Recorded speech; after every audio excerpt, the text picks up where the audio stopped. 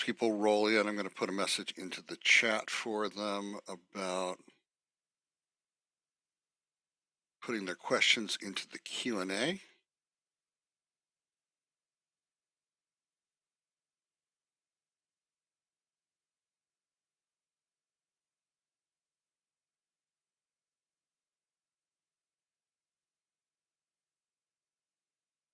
Karthik was asking me a moment ago where people are joining the session from. So if you want to go ahead and put into the chat where you're located, that'd be great. We'd love to find out more about you.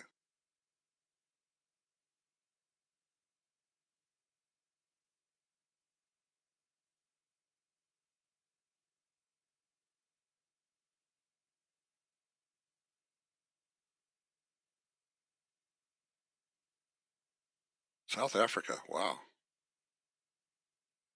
Welcome. Nigeria, Almaty, in Kazakhstan,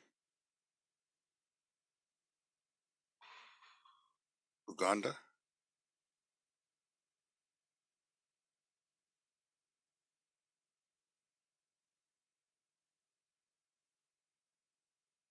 Morocco, India. Welcome, everyone.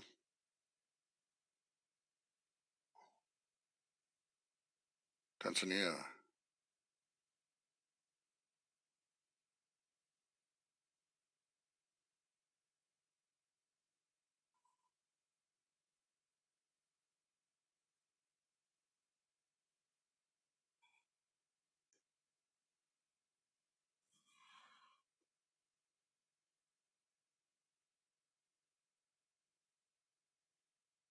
Okay. And we'll be starting in just under a minute, so.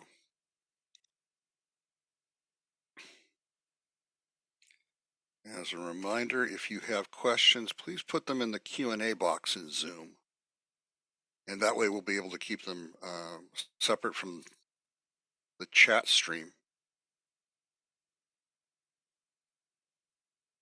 We'll be taking the Q&A toward the end of the presentation. So.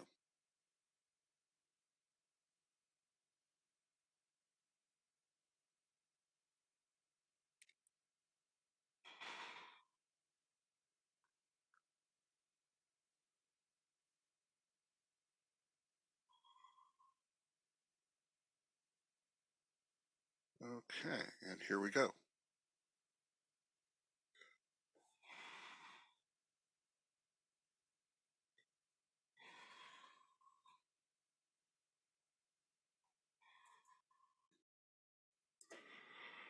All right, we're here today, get started for a career overview, and we're going to be looking at the field of data science. And we've invited Karthik Ganapathy of Ford Motor Company, who's a leading practitioner and manager in the area, to tell you about the state of the field of data science and how to pursue career opportunities in it, what kind of roles there are, things you need to know about that. So I'm going to let Karthik introduce himself as he shares his screen. Yes, thank you. Thank you, Stuart, for inviting me for this webinar. So maybe I will share my screen. Mm-hmm. So yeah, so good morning, good evening, everyone. So whoever, wherever you are all from, I see people joining in from different geographies. So thank you for joining this session. I hope it's you guys find it useful, and please feel free to send any questions. I will also possibly share my contact towards the end of the webinar, and you can email me. Feel free to email me any doubts that you may have. So to start with, almost this webinar is more about why we need to choose a career in data science. So I'm taken almost 10 years back when I was trying to get into the field of data science and analytics. So I have a background in computer science engineering, and then I did my MBA. And I started off as a programmer working in for IT services companies, when mainly in the banking industry. So, but over a period of time, I wanted to move into the data science field, and there were certain things that helped me get there, certain skills that helped me get there. And the reason I'm saying this is there are certain questions that I frequently get from people, either on LinkedIn or in personally. They just reach out to me over email.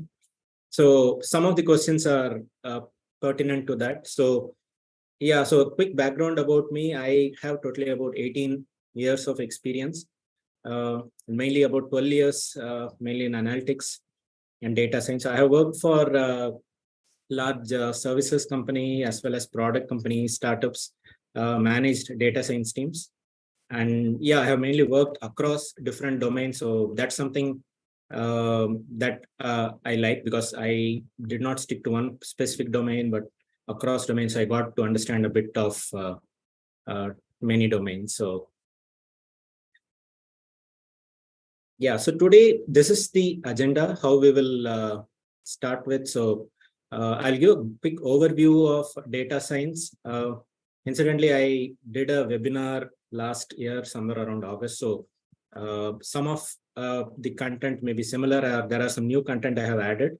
So mainly this is about why choose a career in data science, and how can you get into this field of data science. I assume many of you are either fresh from college, or you are say in middleman management role, and trying to get into data science, right? And you're also trying to understand what are the different roles, what are the skills that require. So these are some things I will cover during the course of this meeting. And like Stuart said, if there are any questions, you can let us know. I would be glad to take them. If not, if I'm not able to answer, I can even you can even send it to me over email, and I'll be glad to address that. Yeah, so before we start, just wanted to share this interesting quote. So this was shared by Andrej Karpathy. Some of you may know him. So he's an authority in the field of AI, artificial intelligence, and he was the director at Tesla AI. He was also one of the founding members of OpenAI, which, as you know, was behind the latest breakthrough finding, the ChatGPT and the GPT-4, which is creating quite some noise in the industry, and people are having different questions about it, how to use that. So this was a quote that Andrej Karpathy, he shared on Twitter. The English is the hottest new programming language. So just a quick overview why he said this is we are getting to a stage where, just like using ChatGPT, instead of focusing more on the coding side, people are going to focus more on the application side. And some of the tools like ChatGPT or GPT-4, it's going to make it easier for people, right? So it can be as simple as typing in, saying what you want, and say a website gets built for you, right? Rather than sit and code, learn web development. So that's just an example I could give. So I will address this. I'll speak about ChatGPT and GPT-4 in one of the subsequent slides. Yeah, to start off with, what is data science? So data science, a data scientist generally, it would be a combination of multiple skills. Mainly, he should be good at programming. He should have good idea of the business domain. And also he should have a good idea of statistics and the math side of things, right? So how things work, how the algorithms work. So some of you may be knowing there are a bunch of algorithms, say machine learning algorithms or deep learning algorithms that are most commonly used. And a knowledge of math statistics is a must to understand that, decode that. And if you are trying to solve a problem, if you are trying to say improve a model, these are some areas that will definitely help you get there. And again, I will let you know what are the key areas to focus on in terms of, if you are looking for interview preparation, what are some areas that you can focus on. Yeah, so again, this is a quick timeline of the evolution, and this is not in order, this is not in sequence, as I mentioned before. So the term machine learning, it was coined somewhere around in the 1950s by a person named Arthur. And since then, there has, even though it has been around for quite some time, it did not uh, create the kind of impact it's currently creating, more because the kind of computing that was available at that time was not as powerful as what it is currently. For example, there were supercomputers, mainframes, somewhere in the 1960s, 70s, and uh, the kind of computing power we have in our mobile phones far exceeded what we had in the supercomputers, right? So this was early age where these kind of algorithms were being worked on, like linear regression, logistic regression, and so on. And another is the database manage RDBMS, the relational database, data warehouse. So these were one more of the foundations that helped in us in ultimately getting into analytics, data science, and help different organizations, right? And cloud computing, of course, formerly AWS was launched somewhere around 2006. That's when cloud computing caught up. And subsequently, companies like Microsoft and Google got into cloud computing as well, started offering their own services based on that. And yeah, we also had machine learning libraries. Python, you may have used sklearn, which is most frequently used library, commonly used. Similarly, Hadoop, that's one more of something that was introduced in the early between 2000 to 2010. Again, there's a set of projects within Hadoop, so it's an ecosystem where you have different projects like uh, Hive and HBase and so on. So Hadoop in itself is an ecosystem that in turn helps solve big data and any issues related to big data. So that's been one of the core for, say, building a data warehouse or a data lake. And you may have also heard something called as NoSQL. So SQL is structured query language. NoSQL is not only structured query language. So in a way, you can think of NoSQL as non-tabular data. So SQL typically handles tabular data, row columns, and more structured schema with column names. But NoSQL does not conform to all this. So it could be more like columnar data and unstructured data that's being held in NoSQL. Some of these new age companies, e-commerce companies, they use a lot of NoSQL database, starting from, say, Facebook, Google, and so on. So yeah, that's another important technology that was introduced. And of course, the deep learning libraries, you may know TensorFlow, PyTorch, they were beginning to get traction during this time, especially in the last 10 years. We see quite a lot of traction. So TensorFlow was open sourced by Google, and PyTorch was open sourced. Again, people tend to use both of these for their project and research purposes. So like I said, this is not in a particular order, or it's not in a particular, you need not have to treat everything as one following other or equally spaced. So it's more like an order broadly how it was. What are the technologies broadly available that has helped us reach the current stage? So I'll go into some examples or applications of data science. So again, just to clarify, this webinar is more about why you may need to get into the data science field. And I would say the simple answer is because it's an exciting field. That's what I feel, and one of the reasons it excites me, because as you know, have been in this for a little more than 10 years, and it started on a relatively small scale. You need not have the kind of skills you may need currently. It was more restricted to model building and model evaluation, but currently it has taken a much larger role, which I will talk through during the subsequent slides. So in terms of applications, these are some of the applications. Mainly, I have just taken an example of the banking, financial services, e-commerce, and manufacturing. So again, in banking, financial services, as you know, fraud detection. So you may have seen cases where when you say swipe a card at a particular place or above a certain limit, you get a call immediately asking whether was it really you who did that transaction. Similarly, credit risk score when you go to a bank to get a loan. These are some applications on the banking financial services side.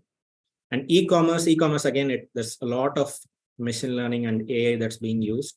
So whatever I pointed here are a few of those recommendation engines. One of the most common ones. So you all would have used e-commerce sites, and whenever you look at a product, you would see other products being recommended at the bottom or on the side saying similar items or people similar to you looked at these products. So those are recommendation engines, and a simple algorithm that was used is collaborative filtering to identify who are the users similar to you and what kind of products can we suggest, right? And recommendation engine plays a very big role in sales at companies because it causes what they call as say upsell or cross sell of products, and say it leads to at least 20% increase in the revenue of companies. Another area is manufacturing. So manufacturing is more less digital area. But still analytics and data science, it's being used there, some of which I have highlighted here. For example, supply chain optimization. So supply chain is, as you know, how do you source things from the supplier to the packager to all the way to the end customer, right? So how do you maintain the right level of inventory? How do you ensure there is not much delay? How do you cut down the kind of delays that happen and reduce the latency whenever you place certain orders, right? So again, supply chain is across different domains. It could be automotive, it could be FMCG. So any of these domains, all of these may need supply chain optimization. Another crucial thing is forecasting. So forecasting is mainly used to identify what is the expected for expected demand of a particular product. So again, there is a host of algorithms used for that purpose, but it again plays a very crucial role because the requirement, as you know, there are seasons. To give you an example, there are seasons when the demand for products may be really high, the sales would be high. For example, say a festival season like Christmas or New Year, when sales is multiple times of what it is during normal days. So in a way, forecasting helps to stock the right set of inventory for different companies. And these are some applications in daily life. So it's not that AI or machine learning is being used only in very niche areas. It's also being used in our day-to-day applications. Of course, Google is an obvious use case, and Swiggy is for people who don't know, Swiggy is a food delivery company in India. So very simply, it helps in say providing the right results based on a set of parameters. For example, if you are ordering something from a specific location, it's very important to see who is the delivery partner, and which are the restaurants close by, right? So in a way, you would want to assign someone who is close by as a delivery partner. So that's one way. It helps also, like I said earlier, recommendation or suggestions. If you order a food, it also suggests others that are being bought. Similarly, Uber, as you guys know, it's being used world over, and it's one of the interesting concepts was surge pricing. So again, it's a concept where you try to match demand and supply, and you try to vary the price you charge based on the demand. So when demand is far outstrips the supply, you would want to increase the price, like in peak hours, and you would want to do the other way whenever the demand is low. And similarly, Netflix, again, like I said, in e-commerce companies, many of you would have used Netflix. So whenever you watch a particular movie, again, you would see recommendations at the bottom of the screen. So either it could be, let's say you watch a particular science fiction movie, let's say. So you could either see recommendations related to science fiction, or it could be movies that the same actor had acted, right? So it would think that you may like that specific actor, or you may like the director who directed that movie. So that's simplifying it. There are other things to consider, but very simply, that's how recommendations work in general.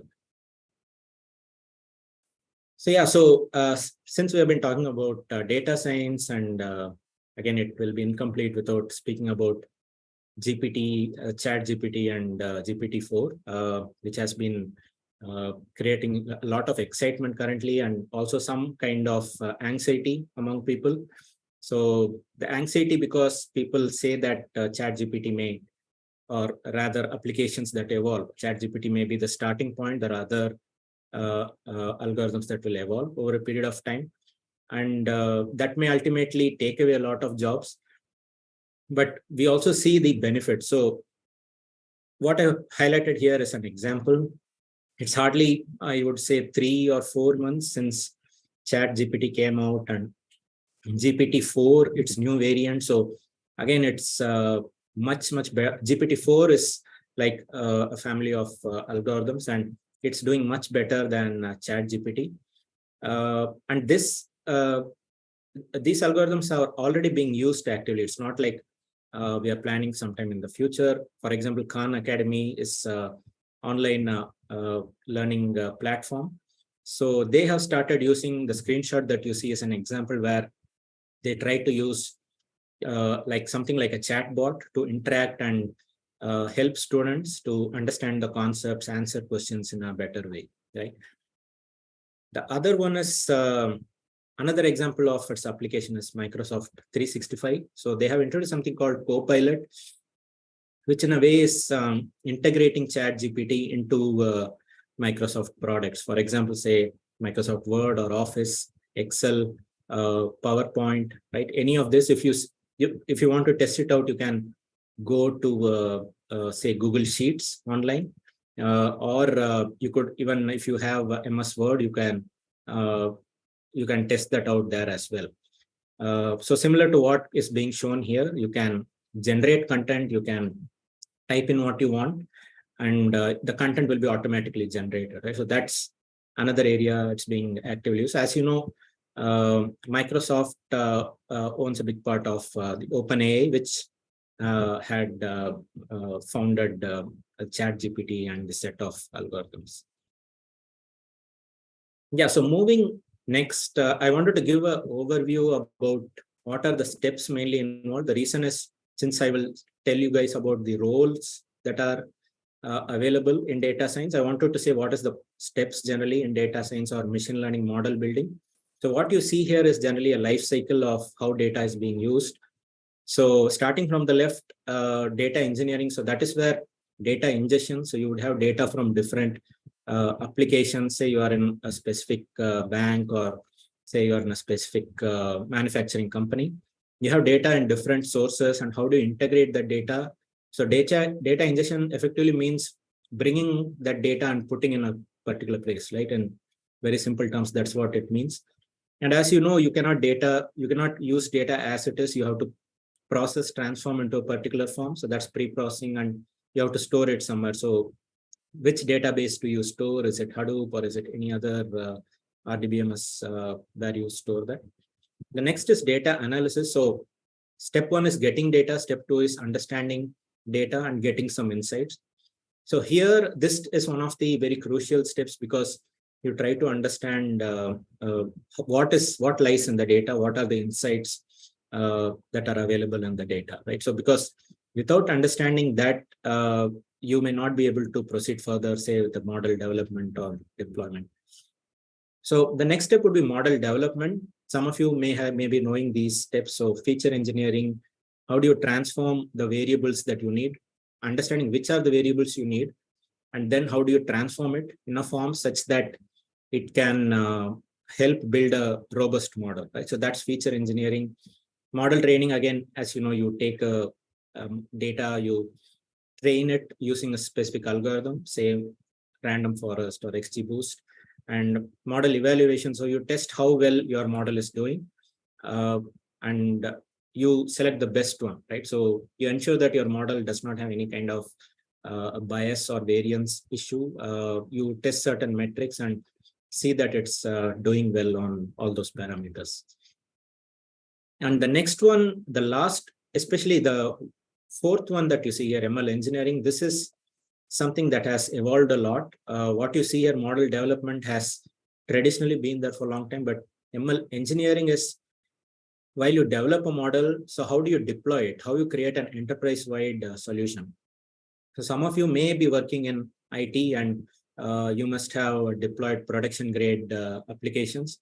As you understand, there is a set of requirements that you need while you develop say a web application. You try to use it somewhere on your local. That's a different thing. But when you're deploying in a production grade environment, so there real customers come in, there may be high traffic and the kind of speed at which people get responses may be required. The application should not be down.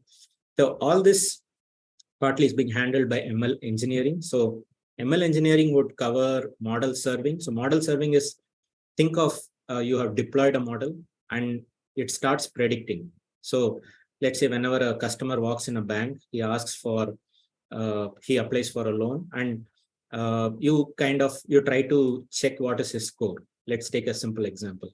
So model serving would just say, okay, given this set of parameters, what is the chance of this customer defaulting on payments? Right? That's an example of credit scoring, and that's where it tries to predict on real data. So model deployment, model monitoring is to ensure that your model performs well. So if you deploy a model over a period of time, say 6 months or 1 year later, you have to ensure that your model does not deteriorate in performance, certain metrics that you need to keep in place. And finally, insights and visualization. So again, this is what is served in the end to the business. So you can think of the last layer as what maybe the business sees or the business integrates. So you can think of it as APIs that are developed that in turn help call the machine learning models. Or you can think of it as, say, dashboards that business users try to consume. Right. So this is broadly the set of steps. The reason I gave this is to give you an overview of what is required. And then now I will give you an idea of what are the roles that are available in this field. So again, this is not an exhaustive list where I just put together the most common ones, easy ones. There are definitely other roles. Some of it may be more technical, some of it may be less technical. But these are the most frequent ones. So data analyst, again, this is a role that involves a good understanding of SQL, Excel, and a good business understanding, and use of certain mathematical techniques to derive insights from data and provide to the executive team, right, senior leadership. And data scientists, I would say that's like a much more expanded version of a data analyst. So data scientist, like I said, needs many more skills than what a data analyst have. For example, he may need to know machine learning models. He may need to know how to deploy a model. He may need to know how to get in the right data, transform the data to a specific form. So data scientist, you can think of almost someone who has multiple skills, more than what a data analyst has. So yeah, that's mainly the difference between the two. Business intelligence, that is more on the reporting side or dashboards that the business may want to look at. So at the end business, generally they track metrics. For example, they would want to say how many views for an e-commerce company would want to say how many views did our website get yesterday. And they may track this on a daily basis. So business intelligence tools help you to do that. Common examples are Power BI, MicroStrategy, Cognos, and so on. So these are ClickView, Tableau. These are some examples of business intelligence tools. The next one is ML Ops. So I think some of you may have heard this term. So ML Ops is a variant of DevOps. So just like DevOps is a combination of development and operations. So how you productionize what has been developed. Similarly, ML Ops is how do you productionize the models that have been developed? And like I said earlier, how do you ensure they are able to run in a production grade environment, right, without much hassles? So that is ML Ops. Again, this role, sometimes this role is combined with the data scientist role. Some companies keep this separate. Some companies combine the data scientist as well as the ML Ops role. They call them ML engineer. So like I said, a broad range of skills are required. How to program, develop a model is one, but also some knowledge on skills like, say, Docker, Kubernetes, how to containerize your applications, and CI/CD, understanding of those concepts and how they actually work, understanding of GitHub, version control, how do you look at all this, right? So these are some expectations from an ML ops engineer. And finally, data engineer.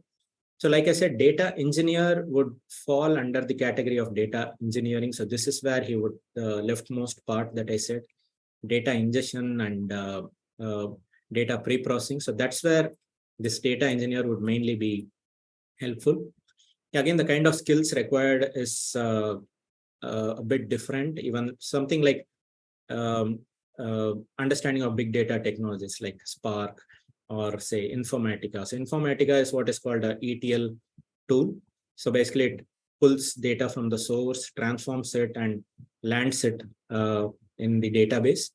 So so that is one of some of the tools that a data engineer is expected to know. SQL, that's another important skill that he needs to have.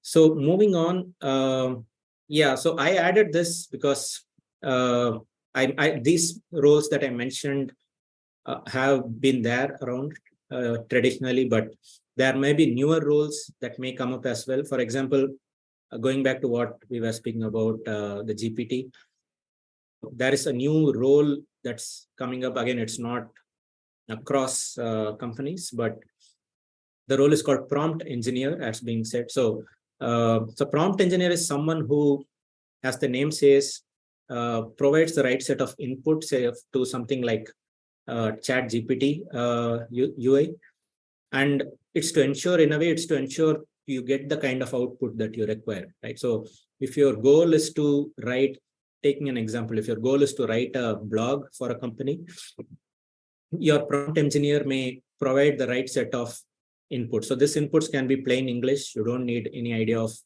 coding. You don't need any coding skills. So with the UI interface, you can input your what your requirements in plain English. So that's where I was referring to, going back to what Karthik Ganapathy was mentioning. English is the new hottest new programming language. So understanding how AI systems work, at the same time ensuring you know how to connect that to business, is another important skill. Yeah, so these are some new roles. We expect new roles to evolve. And the reason I'm saying is the generation of coding, developing something from scratch is slowly being replaced by, say, low code or no code applications.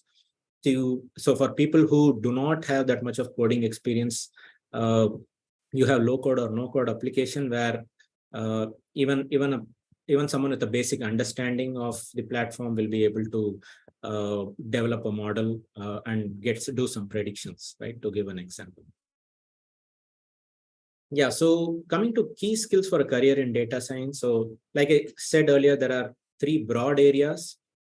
The math part, essentially it's about linear algebra, calculus, statistics. So initially it may look a bit to me, but yeah, this is one of the foundations of AI and machine learning data science. So you may need to brush up on these concepts.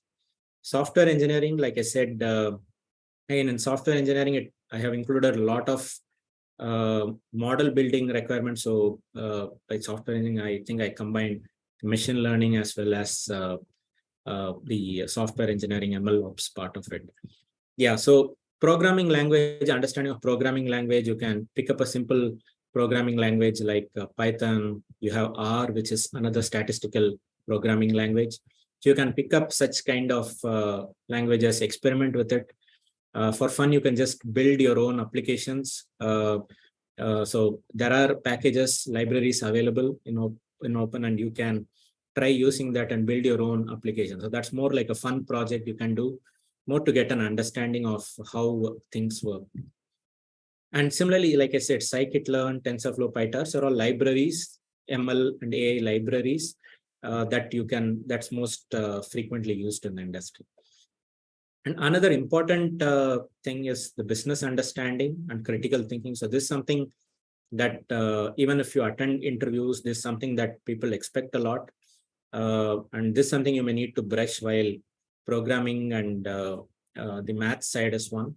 But people expect in interviews, again, I will cover what are the areas where generally the interviewers would question you, and what are areas where you may need to prepare. So along with the other skills, business understanding and also critical thinking is something that's required. And of course, data science being an evolving field, you may have to, it involves lifelong learning and keeping yourself updated. Yeah, so again, I included this slide because I think one of the questions I get most often is, I am working in a specific industry, so how do I, which is not in data science, how do I move into data science? And what are some ways I can try doing it, right? So that's the reason I included a slide. I expect even some questions around this.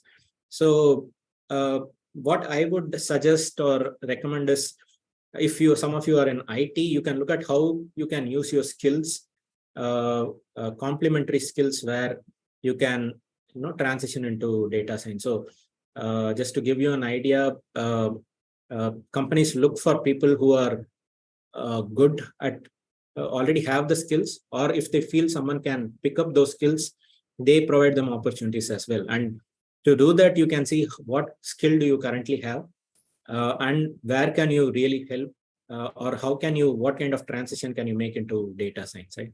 So to take an example, SQL developer. So let's say SQL, programming. If you are trying to get into data science, you can possibly move to a data engineer role. Again, SQL is like a foundational skill. So once you move into this kind of a role, you'll get an idea how things work, and then you can ultimately move into, say, more into machine learning or AI related projects. Similarly, DevOps, some of you may have worked in DevOps. DevOps again is a critical skill that's required. So people in DevOps would find transitioning to MLOps relatively easier. And organizations require this. This is enterprise machine learning models, or that's something that organizations focus a lot. And this is a skill that can help you move to MLOps. And again, like I said, if you want to get into a different field, once you're established in MLOps, that's something you can do. And also internal rotation. So if you're working in a company, and if it's a large company, there are opportunities that generally come up. Say you're working in a IT services company and you're working in a specific domain. You can reach out to the analytics department, look for any openings. Generally, they provide internal openings. So that's a very good bet how you can move internally within the organization. I'm saying this because if you start looking out, one of the questions that may come up is, what experience do you have in this field?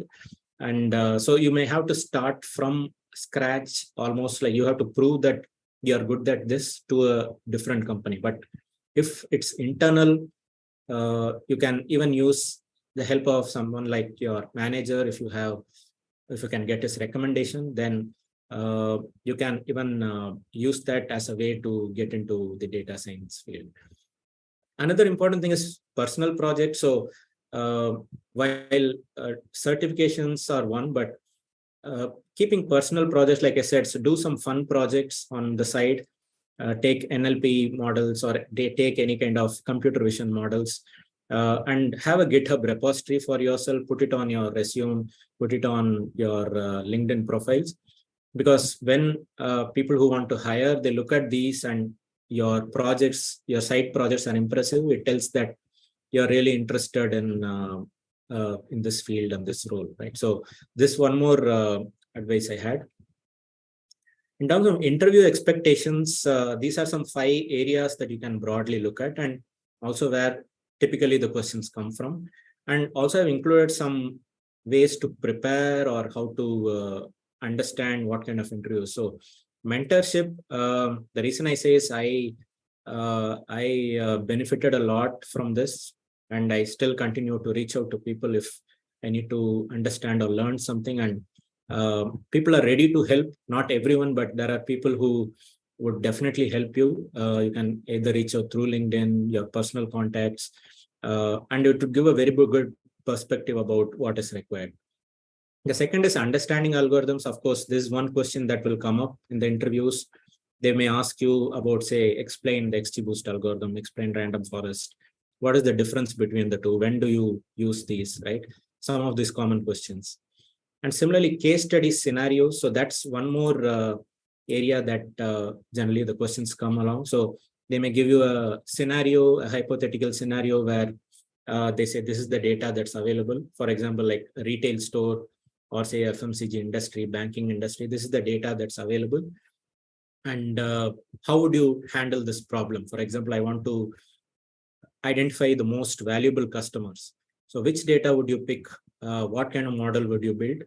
Again, this is a way to test your thinking process. There's no right or wrong answer, but try to give your best. That will give an idea of how you think on your feet.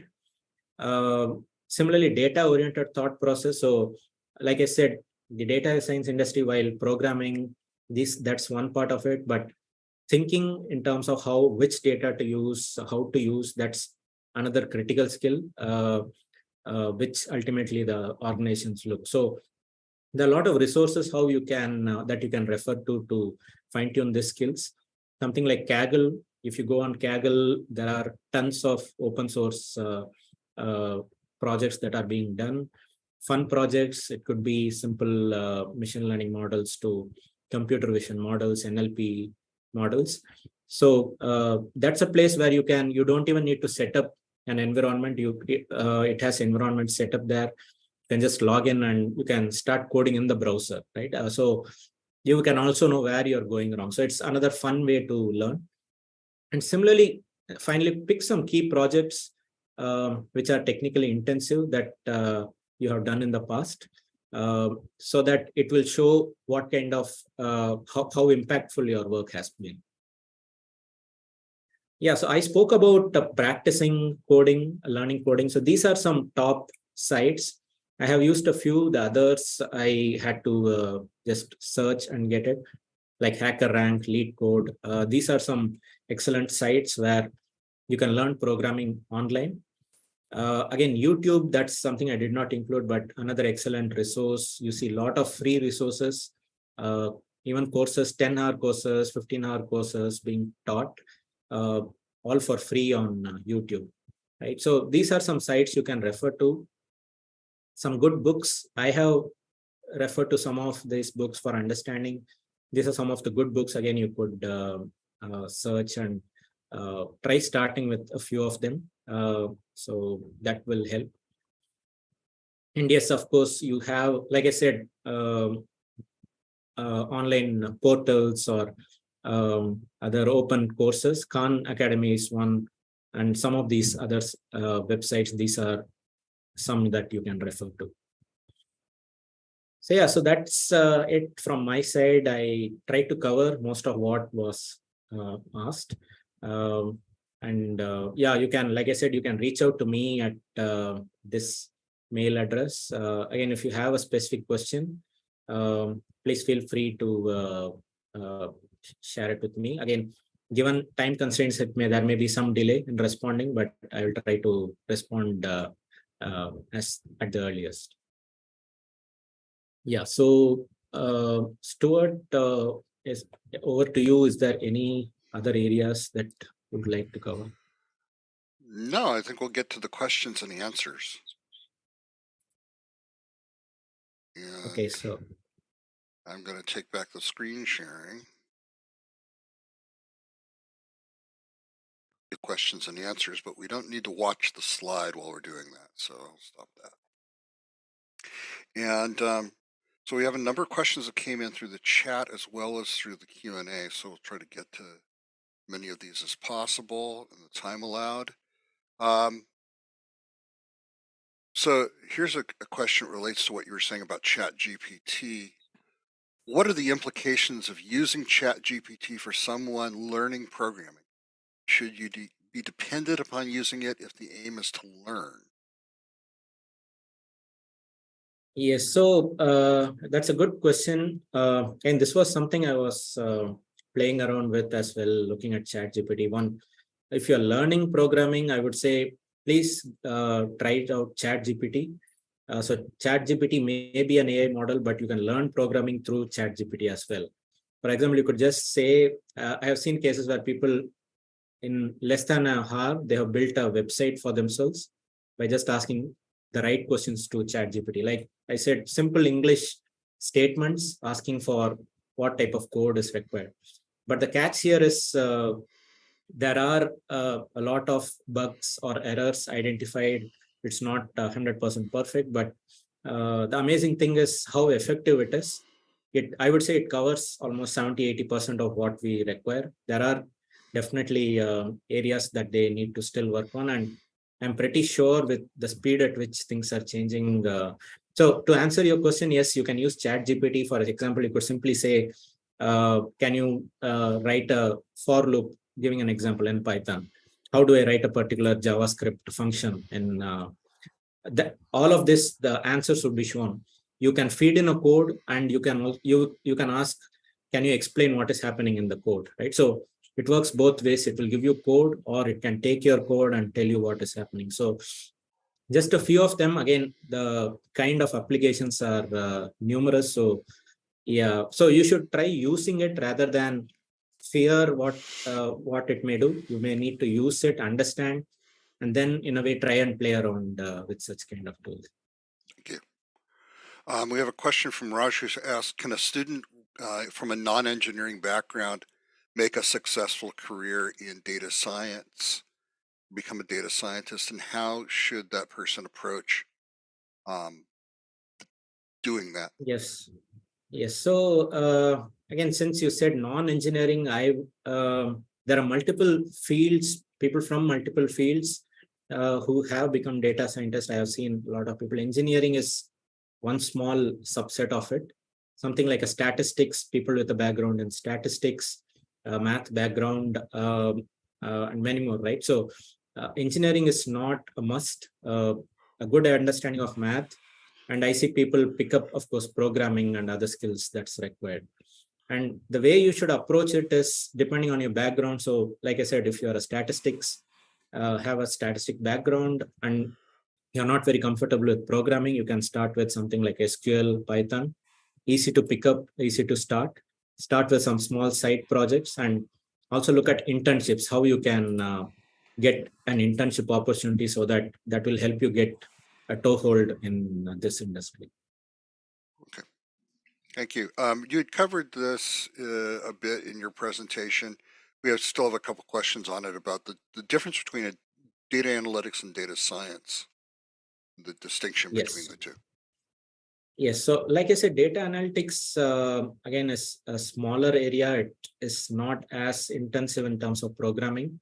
So, both try to make sense of data, derive insights, but data science has evolved a lot more in terms of the expectation, the skill set.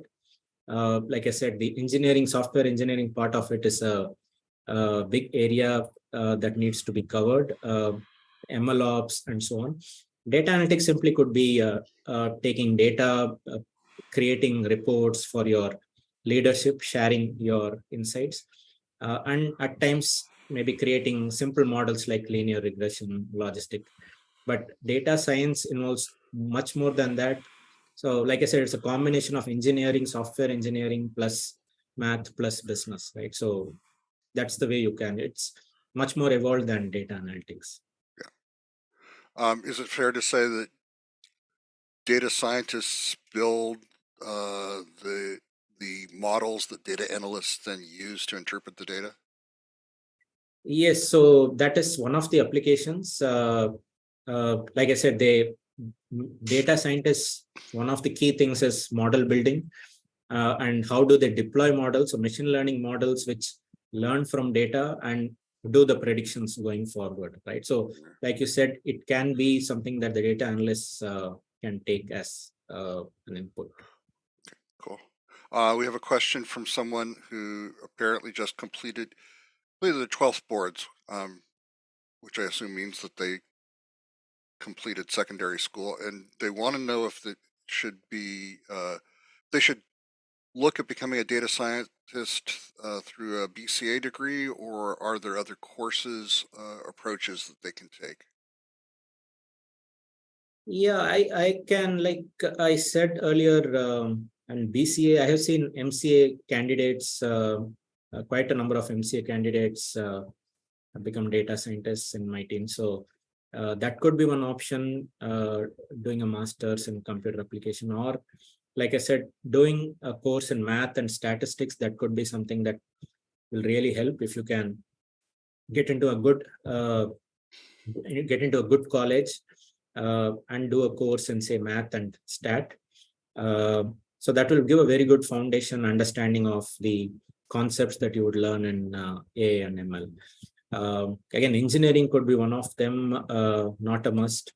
I have seen MBA candidates also entering this. So MBA candidates, the edge they have is they are very good in business interfacing, business insights, right? So that could be one more area. So broadly, these are areas where I have seen candidates who become data scientists. Thank you. Um, we had a question, somebody would like a definitional question about what's the difference between SQL and MySQL? And then maybe you can mention also what NoSQL is. Yes, so MySQL is one specific. So SQL is a very in generic industry term. So structured query language, as it states. So how do you read data, write data? They call it CRUD, CRUD operations. So how do you read, write data in databases? So MySQL is one particular software that's available for database management systems. Other things are, you may know, Oracle, Teradata, SQL Server. These are some other softwares that also use SQL, right? So yes, SQL is a more industry term, and MySQL is a specific software. And NoSQL is a completely different thing. So NoSQL is more about, SQL is about tabular data. You can think of SQL like an Excel sheet with rows and columns. NoSQL is, for example, if you have data from a website, right? How do you dump data? So columnar data, documents, right? Unstructured data. So that's mainly what NoSQL is used, and it also helps in processing speed. Yeah. We have a question from somebody who wants to understand the difference between data analyst and business analyst. Yes, so business analyst is more, I explained about data analyst. Business analyst is less about getting insights from data. So I have been a business analyst as well. It's more about, business analyst could be in any field. For example, even in say IT industries, they may have business analysts. So it's more about uh, how do you provide the functional requirements of businesses to the technical team. So like an interface between the technical team and the business. So in a way, he tries to structure what is required, what is the gaps, and what do the technical teams really need to do. So try to convert and take down the functional specifications. We had several questions having to do with people coming from other industries, and it kind of relates to the earlier question from the student, which is, or from the non-engineering person as well. Is there a particular path that you would recommend for somebody who's coming from a different background? We have some people from microbiology, from content writing, that type of Okay, so like I said, mainly I've seen two areas, two or three areas, either someone with a stat background, business, a degree in business, or someone with an engineering background.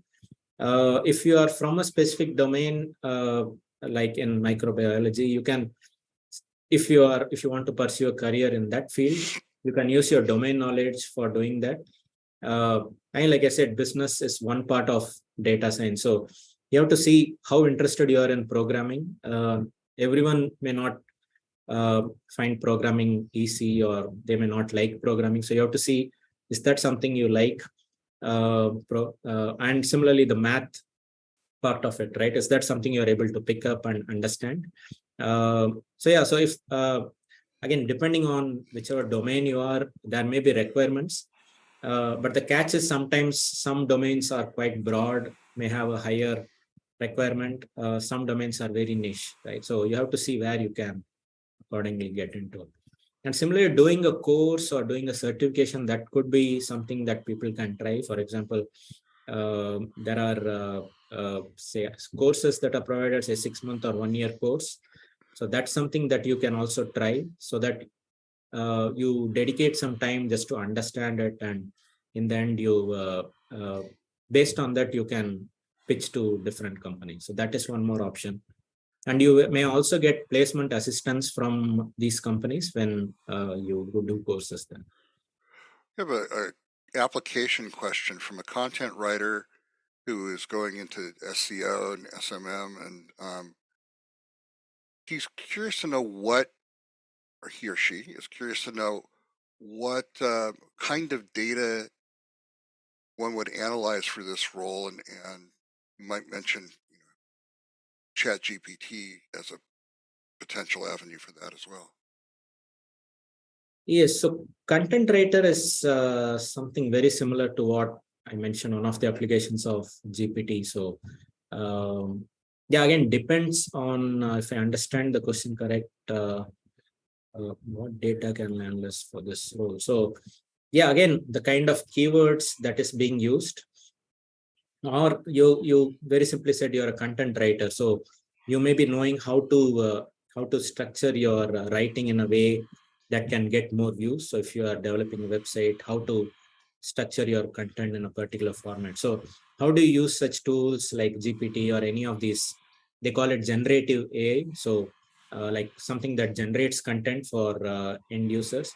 So can you enhance your content writing or SEO, SEM skills using such kind of tools? And this is where something like prompt engineering comes. Maybe you may need to you can do some research there. Prompt engineering is more about how do I give the right input and how do I extract the right output, right? So uh, let's say you ask you provide a sentence in English, and you just type in Spanish, right? So all it will do is translate it to Spanish.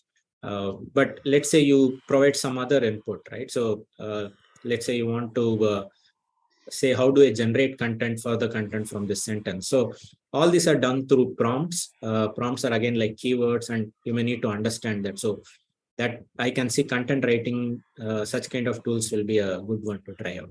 Yeah. And there's an old expression that if you want better answers, you have to ask better questions. And that's precisely what prompt engineering is. So,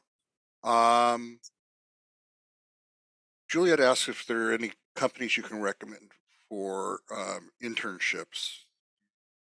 There are any Okay, so particular come to mind? again, there are quite a number of them. I mean, generally, what I do whenever someone requests me for, say, an internship, I generally circulate within my alumni group, and more often than not, I at least get two leads or three leads. It can vary anything from I don't know which geography you're from, but it can vary anything from a small startup to large companies. Again, large companies, I mentioned in one of the previous webinars, the problem with large companies is they have a very fixed hiring pattern. So they have a policy that they can only pick people from certain from certain colleges.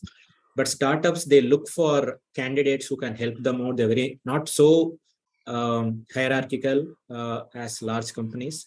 So I would say trying internships at smaller companies through your contacts. I mean, like I said, depending on which geography, which country you're in, you can go through some of the contacts, research on LinkedIn, and yeah, that's the advice I have. Okay. We had a question from Mamadou who asks if he has a good background in programming, and I assume that he would like to continue emphasizing programming in his career. Which of the data science roles are most suited, will use that skill most? Yes, so again, depends. So like you said, since you are interested in programming, something like an ML engineer could be a would be something that you can try. And if you have deployed applications, production grade applications, ML ops could be something you can try.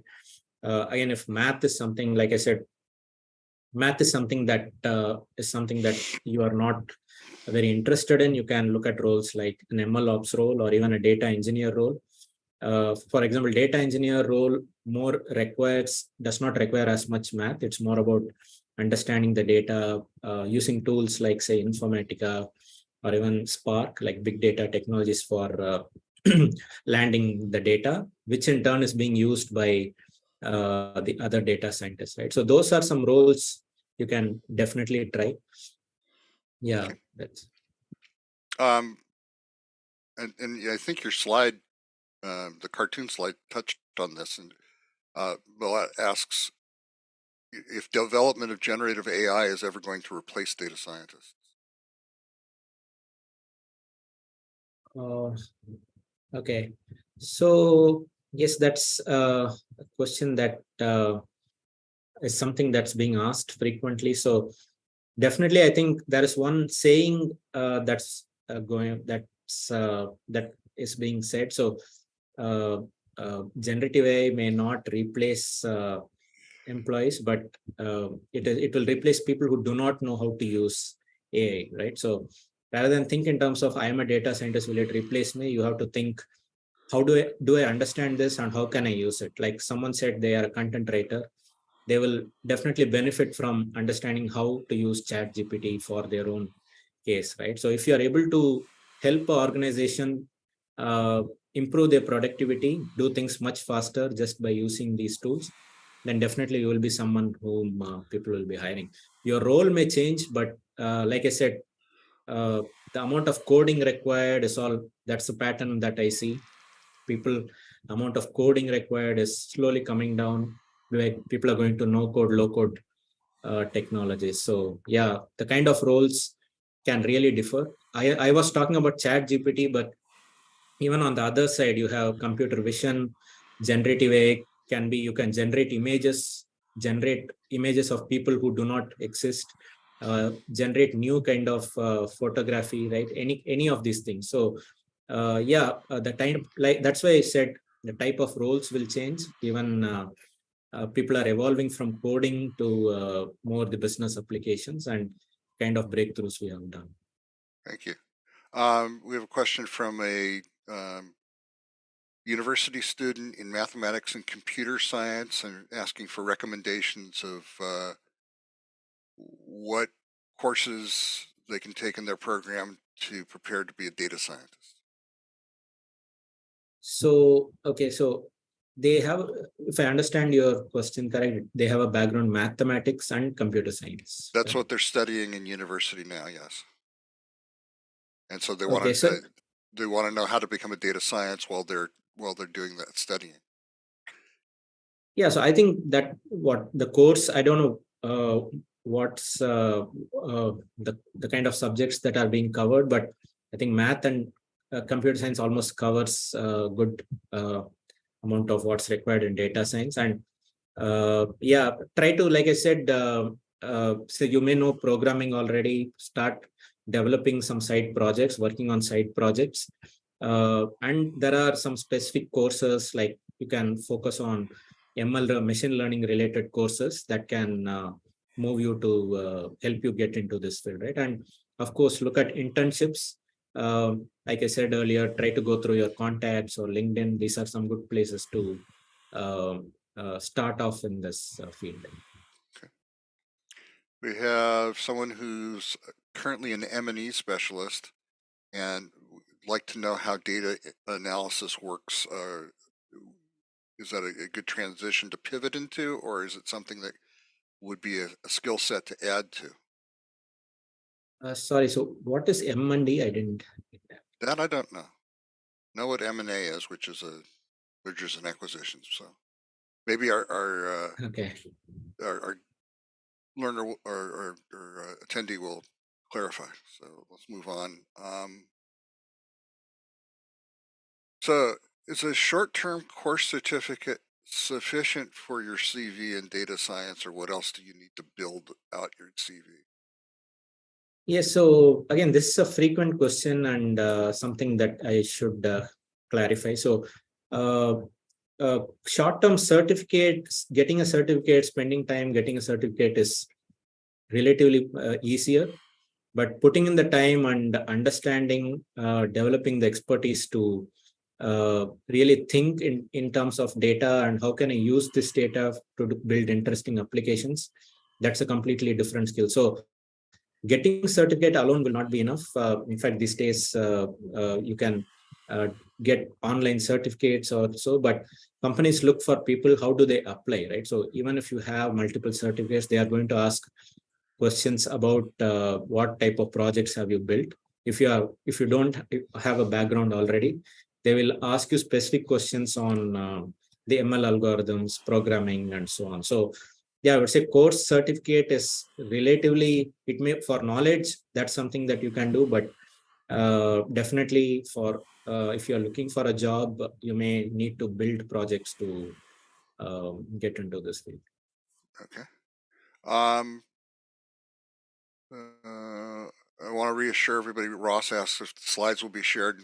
I'll be sending out a link to the recording of this session, so you'll be able to see everything and review it. Karthik has shared.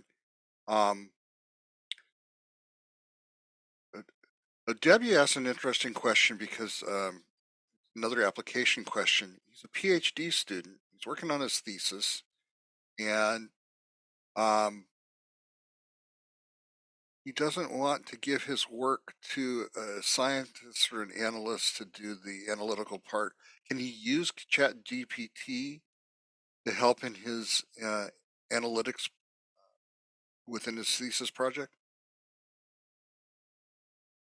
Okay, I don't want to give my work. Okay.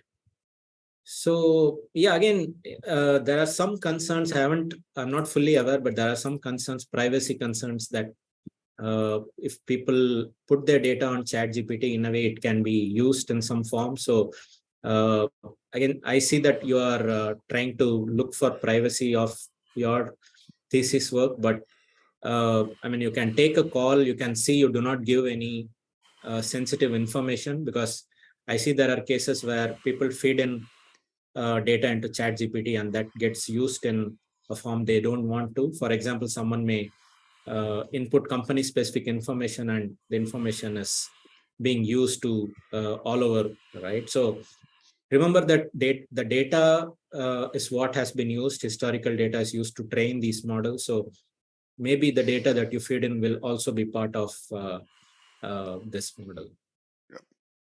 And it sounds like what W is looking for is assistance with techniques of analysis, and maybe asking the questions in that form of what's the best way to do this analysis, or how would I do this analysis, might be helpful rather than asking ChatGPT to do the analysis for you. We have so the last couple of questions, and I know there were a number in the chat that we don't have time to get to, but the last couple of questions, I'll combine them. In interviews, um, will people be asking about math, and is Python one of the coding languages that people need when they're going to apply for data science jobs? Yes, math, like I said, understanding of math is a must. People will question you on specific concepts, how the ML algorithms work. So something like basic linear algebra, calculus, these are some things you may need to know. Programming, of course, you pick a program that's used often. Python is very easy to understand and easy to pick. So something like that. But yeah, to answer your question, you may need to know these kind of skills. Okay. And in business intelligence, business analysts, do they need to have a programming background as well? Yes, so again, it depends. For example, some of the tools I mentioned, Tableau, business intelligence is more about the reports, the dashboards that's developed. So you may need programming. It depends on the type of tool. Like I said, business intelligence, the foundation is the data that is being prepared. So the data can be prepared by any other team. A very simple tool commonly used is Excel. So in Excel, you have pivot charts that are being used. Power BI could be one more that's being used. So yeah, there may be, depending on the type of tool, the amount of, it depends, how much coding depends on the type of technology that you are using.